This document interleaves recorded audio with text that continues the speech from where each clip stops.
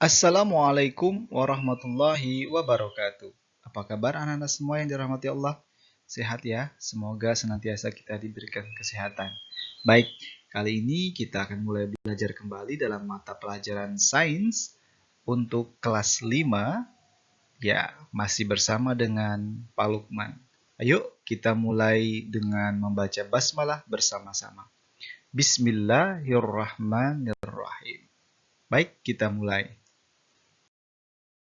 Anak-anak sekalian, kali ini kita akan masuk ke materi yang kedua, yaitu tentang kelangsungan hidup hewan. Dan kali ini, Pak Lukman akan membahas tentang cara berkembang biak hewan-hewan. Jadi semua hewan pasti memiliki cara berkembang biaknya masing-masing. Seperti apa ya? Ayo kita bahas bersama-sama. Sebelum kita lihat cara berkembang biaknya, sebenarnya apa sih berkembang biak itu? Berkembang biak itu adalah cara hewan untuk bertambah banyak atau cara makhluk hidup memperbanyak dirinya dengan keturunannya. Jadi seperti ini, dari 1, 2,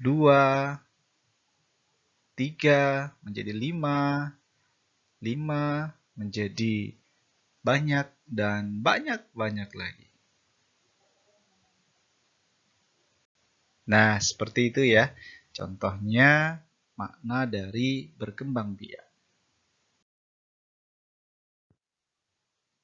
Nah, anak semua yang dirahmati Allah, mengapa makhluk hidup atau dalam hal ini hewan harus berkembang biak? Ada yang tahu? Ya, agar jenis dari hewan tersebut tidak punah. Sehingga kalau punah, maka mereka akan hilang dalam ekosistem di alam. Nah, untuk menghindari itu, maka dia harus terus berkembang biak.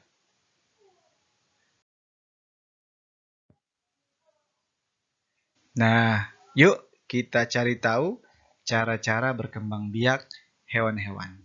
Sudah disiapkan ya buku tulis dan alat tulisnya? Ayo kita lihat bersama-sama.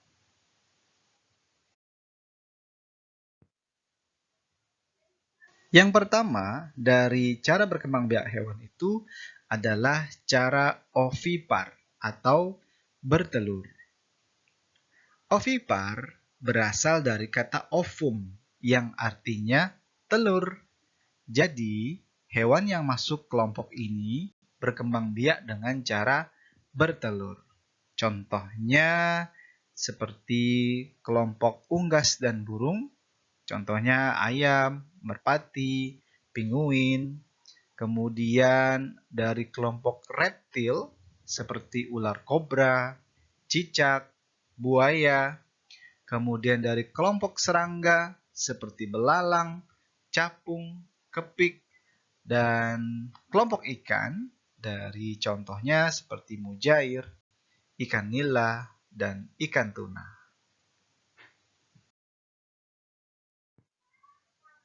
Nah, kalau ini tahu ya telur apa? Ya, betul.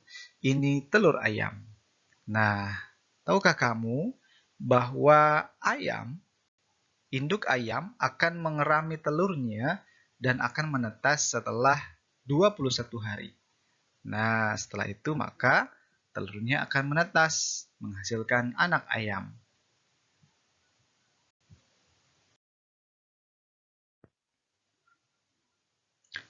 Kalau ini, ada yang tahu telur apa? Ya, ini telur burung puyuh.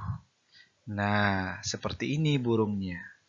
Nah, burung puyuh akan mengerami telurnya dan akan menetas setelah 16 hari.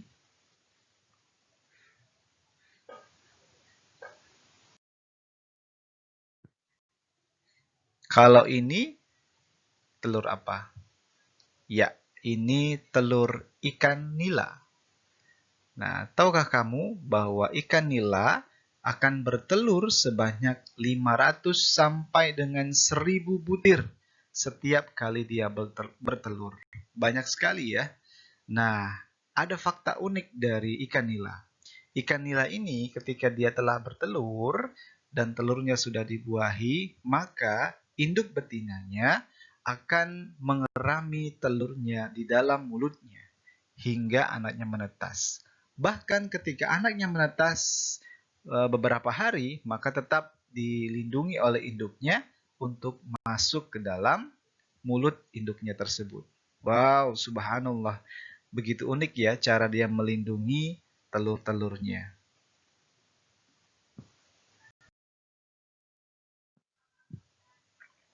Nah, kalau ini telur di atas telapak tangan kecil seperti ini, ada yang tahu telur apa? Ya, itu telur cicak.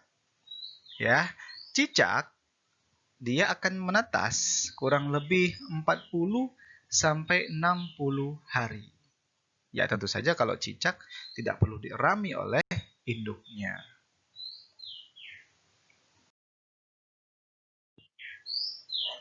Nah, kalau ini telur yang ditinggalkan induknya di atas daun atau di bawah daun. Nah, tahu telur apa ini? Ya, itu telur kupu-kupu. Nah, tahukah kamu bahwa telur kupu-kupu akan menetas dalam waktu 5 hari? Cepat sekali ya. Ya, seperti ini. Kalau kita belajar dalam metamorfosis, telur kupu-kupu akan menetas menjadi ulat.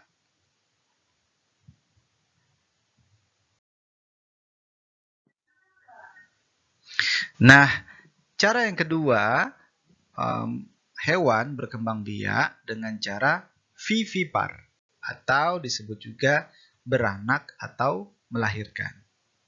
Nah, hewan yang masuk kelompok vivipar adalah hewan yang berkembang biak dengan cara beranak atau melahirkan.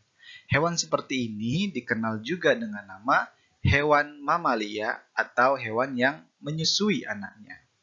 Contohnya seperti kucing, sapi, kelelawar, dan paus. Nah, jadi paus itu bukan ikan ya, tapi paus itu termasuk hewan mamalia. Jadi dia melahirkan anaknya. Tuh, seperti ini. Lucu ya? Nah, tahukah kamu bahwa kucing mengandung dan melahirkan anaknya selama 2 bulan atau kurang lebih 60 hari. Kemudian sapi, ia akan mengandung dan melahirkan anaknya selama 283 hari. Kemudian kelelawar, nah kelelawar ini adalah satu-satunya mamalia yang bisa terbang. Nah, kelelawar akan mengandung dan melahirkan anaknya selama kurang lebih 6 bulan. Kalau ini namanya paus bungkuk.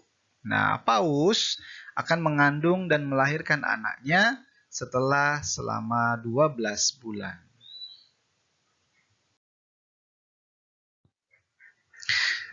Nah, anak-anak sekalian, kita lanjutkan ya. Yang ketiga, cara berkembang biak hewan disebut dengan ovovivipar, ya, atau disebut juga bertelur dan melahirkan.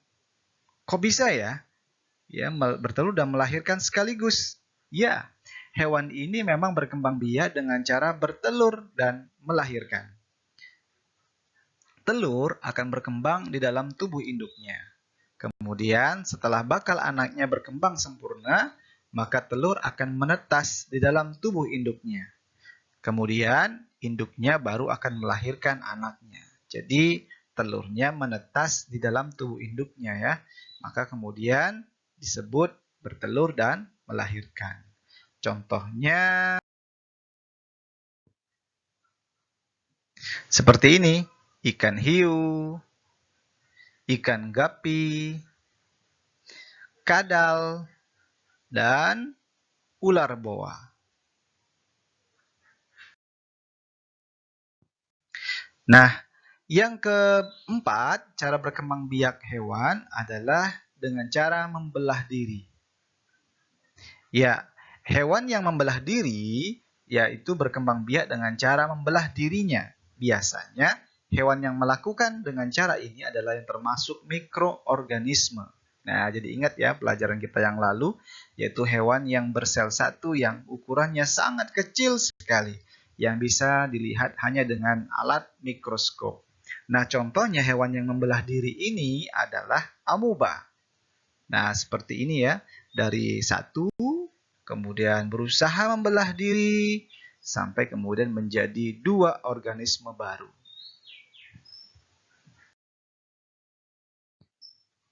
Kemudian yang kelima, cara hewan berkembang biak adalah dengan bertunas. Bertunas? Kok seperti tumbuhan ya? Ya, memang seperti tunas pada tumbuhan. Hewan ini berkembang biak dengan tumbuh tunas, yang pada awalnya tunas tersebut menempel pada tumbuh induknya. Nah, kemudian baru melepaskan diri. Contohnya seperti porifera atau disebut dengan spons laut dan hidra yang mereka ini semua hidup di dalam air. Nah, seperti ini contoh porifera. Atau kalau kamu suka melihat tokoh kartun SpongeBob. Nah, ini diilhami dari porifera atau spons laut. Ya, jadi tambah pengetahuan ya.